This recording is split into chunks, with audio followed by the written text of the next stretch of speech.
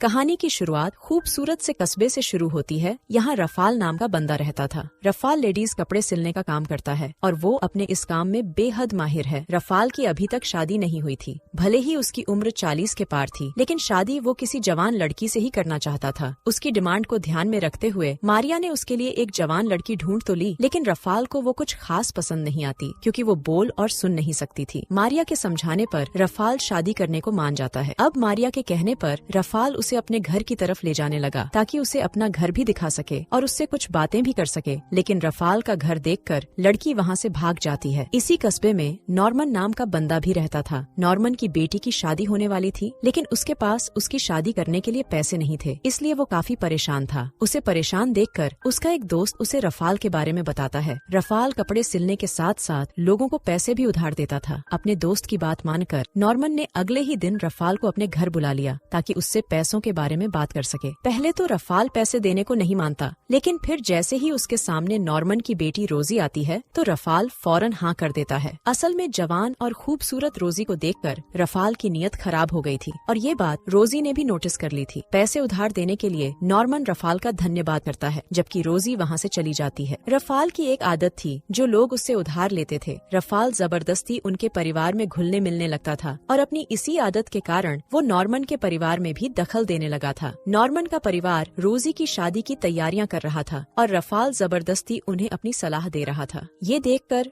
रोजी को अच्छा नहीं लगता, इसलिए वो उसे बुरा भला कहने लगती है, जिसके बाद रफाल नाराज होकर वहाँ से चला जाता है। देखते ही देखते वो दिन आ गया जब रोजी की शादी होने वाली थी। आज ही के दिन नॉर्मन ने रफाल को पैसे लौटाने का वादा किया था। रफाल उनसे पैसे मांगने ही वाला था कि तभी रोजी की माँ उससे मदद मांगने लगी। रोजी की शादी वाली ड्रेस फट गई थी, और रोजी की माँ चाहती थी कि रफाल उसे ठीक कर दे। ये सुनते ही रफाल की आंखों में चमक सी आ गई, और वो किसी तरह वहला फुसलाकर रोजी के माँ बाप को बाहर भेज देता है और खुद रोजी के पास आ जाता है। ड्रेस ठीक करने के बहाने वो रोजी को यहाँ वहाँ छूने लगा। रोजी भी उसके इरादे अच्छे से समझती थी, लेकिन वो चाहकर भी उसे रोक नहीं सकती थी, क्योंकि उसके पिता ने उससे कर्ज लिया था। रफाल की हरकतें देखकर रोजी कहती है कि मैं तुम्हें अपने करीब आने दे सकती हूँ, लेकिन बदले में तुम्हें मेरे लिए कुछ करना होगा। रफाल के पूछने पर वो कहती है कि अगर तुम उधार दी गई रकम कम कर दो, तो तुम एक बार मेरे करीब आ सकते हो। रोजी के करीब जाने के लिए रफाल उसकी शर्त मान गया, जिसके बाद रोजी ने ना चाहते हुए भी रफाल को अपना सब कुछ सौंप दिया। रफाल को खुश करने के बाद रोजी अपनी शादी में शामिल होती है। विदाई के वक्त रोजी रोने लगी, और उसे देखकर रफाल भी रोने लगा, क्योंकि उसे रोजी से प्यार होने लगा था। रफाल को इस तरह रोते देख उसका इकलौता दोस्त बॉब समझ गया कि जरूर कुछ हुआ है। इस पूरे कस्बे में सिर्फ बॉब ही ऐसा बंदा था जिसकी रफाल से सच्ची दोस्ती थी। दोनों को एक दूसरे पर पूरा भरोसा था, इसलिए दोनों एक दूसरे से कोई बात नहीं छुपाते थे। नॉर्मन के अलावा कस्बे के बहुत सारे लोगों ने रफाल से कर्ज लिया था। वो अपने पैसे वापस लेने के लिए किसी भी हद तक गिर सकता था।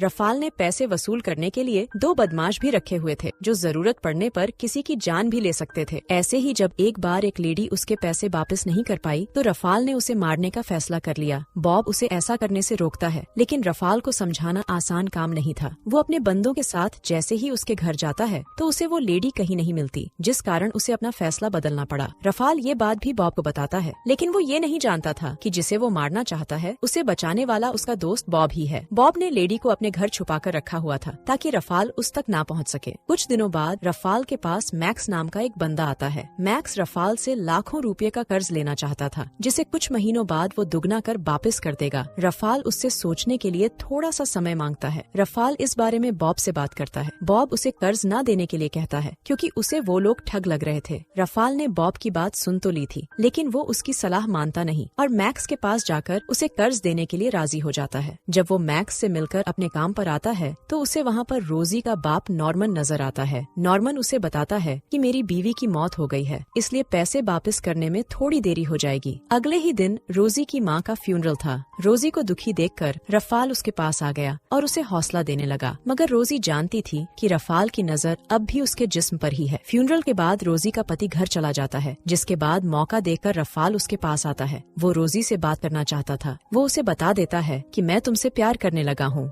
रोजी कहती है कि मैं तुमसे बिल्कुल भी प्यार नहीं करती। वो आगे कहती है कि मैं माँ बनने वाली हूँ, लेकिन मैं ये नहीं जानती कि इसका बाप मेरा पति है या फिर तुम। और जब ये बात मैंने अपनी माँ को बताई, तो दिल का दौरा पड़ने से उसकी मौत हो गई। रफाल के पूछने पर वो कहती है कि अगर जन्म के बाद मेरी औलाद तुम्हारे जैसी निकली, तो मैं समझ जाऊंगी कि तुम उसके बाप हो। रोजी की बात सुनकर रफाल परेशान हो गया। उसने खुद को बदलने का फैसला कर लिया। वो सभी से प्यार से पेश आने की कोशिश करने लगा, लेकिन रफाल अब तक जिस तरह लोगों से पेश आ रहा था उस कारण कोई भी उसे पसंद नहीं करता। वो अगले ही दिन रोजी से मिलता है और उसे कहता है कि अगर तुम चाहो तो मेरे पास आ सकती हो, लेकिन रोजी मना कर देती है। रफाल समझ गया था कि प्यार करना तो दूर की बात है, कोई उसे पसंद भी नहीं करता। वो चाहता था कि रोजी उससे प्यार भरी बातें करे, लेकिन रोजी को उससे घिन आती थी। भले ही रोजी को उससे घिन आती थी, लेकिन रफाल उसका पीछा करता रहता है। उसे लगता था रोजी उसी के बच्चे की माँ बनने वाली है, इसलिए वो हर पल उसके करीब रहने की कोशिश करने लगा था। ऐसे ही कुछ दिनों बाद देर रात को रोजी रफाल के घर आ गई और उसे अचानक अपने घर में देखकर रफाल बेहोश हो गया। उसके होश में आने पर रोजी उसे बताती है कि मैं कभी तुमसे प्यार नहीं करना चाहती थी, लेकिन अब मुझे तुम पर तरस आने लगा है और इसी वजह से मैं तुमसे प्यार करने लगी हूँ। वो आगे कहती है कि मैं अपने पति को छोड़ आई हूँ ताकि तुम्हारे साथ रह सकूँ। रफाल को अपनी किस्मत पर बिल्कुल भी भरोसा नहीं हो रहा था, लेकिन जल्दी ही रोजी के प्यार ने उसे भरोसा दिला दिया कि वो सच में उसके पास आ गई है। रोजी का प्यार पाकर रफाल बेहद खुश हो गया था। रोजी चाहती थी कि रफाल एक नया और आलीशान घर खरीदे, यहाँ वो दोनों अपने बच्चे के साथ खुशी खुशी रह सके। रफाल रोजी के प्यार में इतना पागल हो गया था कि वो उसकी हर बात मानने लगा। वो अगले ही दिन बैंक में जाता है और अपना जमा किया हुआ सारा पैसा निकाल लेता है। रफाल ने इतना पैसा जमा कर रखा था कि उसकी 7 पुश्तें आराम से खा सकती थीं। वो जल्दी जल्दी पैसे लेकर मैक्स के पास जाने लगा, क्योंकि वो उसे दुगने पैसे वापस करने वाला था। मैक्स को पैसे देकर रफाल रोजी के साथ यहाँ से कहीं दूर जाने वाला था। वो जैसे ही रोजी को लेने घर के पास आया तो उसने रोजी को किसी और की गाड़ी में बैठते देखा। रफाल गाड़ी का पीछा करने लगा और पीछा करते करते वो बॉब के घर तक पहुँच गया। यहाँ आकर उसे पता चला कि रोजी उससे नहीं बल्कि उसके दोस्त बॉब से प्यार करती है और वो दोनों रफाल का सारा पैसा लूटकर भागने वाले हैं। ये सच जानते ही रफाल के पैरों तले से जमीन खिसक गई। रफाल के साथ आज इतना बड़ा धोखा हुआ था कि वो घर जाने से भी डरने लगा और सड़कों पर घूमने लगा। देर रात को उसे सड़क पर मैक्स और उसके बंदे अजीब कपड़ों में नजर आते हैं। उन्हें देखकर रफाल ने अपनी गन निकाल ली। गन देखकर वो तीनों डर गए और रफाल को बताने लगे कि हम लोग तो छोटे मोटे एक्टर हैं जिन्हें बॉब ने एक्टिंग करने के लिए पैसे दिए थे। उनसे बात करने पर रफाल को पता चलता है कि बॉब कई महीनों से रफाल को लूटने की योजना बना रहा था और उस साले की इस योजना में रफाल के बंदे और रोजी भी शामिल हैं। दूसरी तरफ रोजी ने अपने बाप को सब सच सच बता दिया। नॉर्मन उसे ऐसा करने से रोकता है, लेकिन रोजी उसकी कोई बात नहीं सुनती और बॉब के साथ मिलकर रफाल का पैसा लेकर वो यहाँ से दूर चली जाती है। रफाल का सब कुछ लुट चुका था। उसे समझ आ गया था कि शादी के दिन रोजी का उससे बात करना, उसे अपने करीब आने देना, वो सब बॉब की योजना थी। वो ये भी समझ गया था कि रोजी किसी के बच्चे की माँ नहीं बनने वाली थी। वो सब भी रफाल को फंसाने का नाटक था। कहानी के आखिर में ना तो रफाल के पैसे बचे थे